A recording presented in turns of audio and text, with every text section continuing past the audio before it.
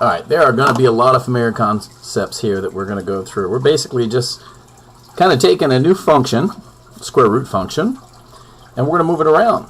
So, although you've seen how to use imaginary numbers to evaluate square roots of negative numbers, graphing complex numbers and complex valued function is beyond the scope of this course. So we're not going to graph that. So for the purpose of graphing functions based on square roots, and in most cases where square root function is used in a real life example, the domain and range should be limited to real numbers. So we are not going to take the square root of anything negative. All right? We know the square root function is an inverse of a quadratic. This was discussed in 10.1, and that we generally limit it from 0 to positive numbers. That way it can be a one-to-one function, and quadratic function must be a one-to-one function in order to have an inverse, and the domain is limited to one side of the vertex. So that was all in 10.1. So now we're going to play around with a function of a square root. F of x equals rad x. We're going to fill in this table where we know the square root of 0 is in fact 0. We know the square root of 1 is 1. The square root of 4 is 2. The square root of 9 is 3. All right, so if we plot those, we see some points and a general trend to this graph. And 9 is 3. And we get a graph that has a starting point, an end point more or less, 0, 0, which we can see here. It does not continue to the left on here. Its domain includes 0 and goes off to infinity. 0 and goes forever to the right. Its range does the same thing. Its range includes 0 and goes up to infinity. Sorry. We can see that it goes up at a much slower rate. It starts off going up as fast as it goes over. Right? I go over 1, I go up 1. But then before I go over 1 again, I go over 3 and up 1. And then I go over 5 and up 1. So I can see something appearing, right? It seems like, and we're going to see it down here, all right? The graph appears to be getting flatter. That means instead of going up like this, it starts to flatten out, all right?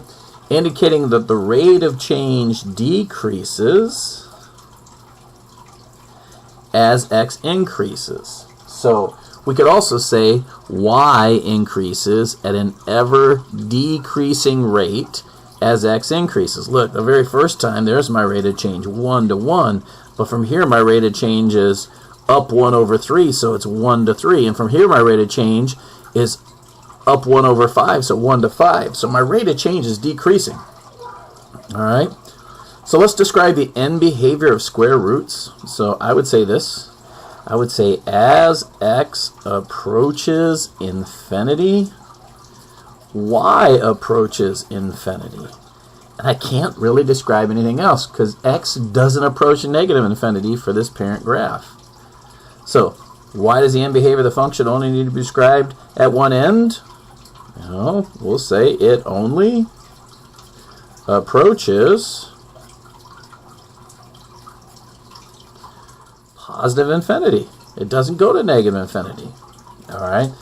The solution to the equation x squared equals 4 is sometimes written as positive or negative 2. Explain why the inverse cannot similarly be written. All right. G of x is positive or negative x. All right. Because we have limited the domain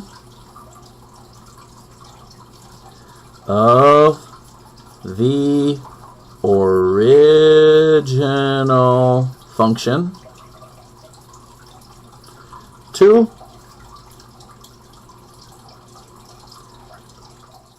0 to infinity, allowing us to only have one square root. Or I could really just say, right?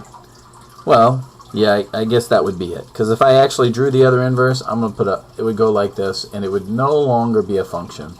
So we had to limit the domain, allowing us to only have, well, if I took the square root of 4 right here, it would only be 2 and not negative 2 because we have limited our domain.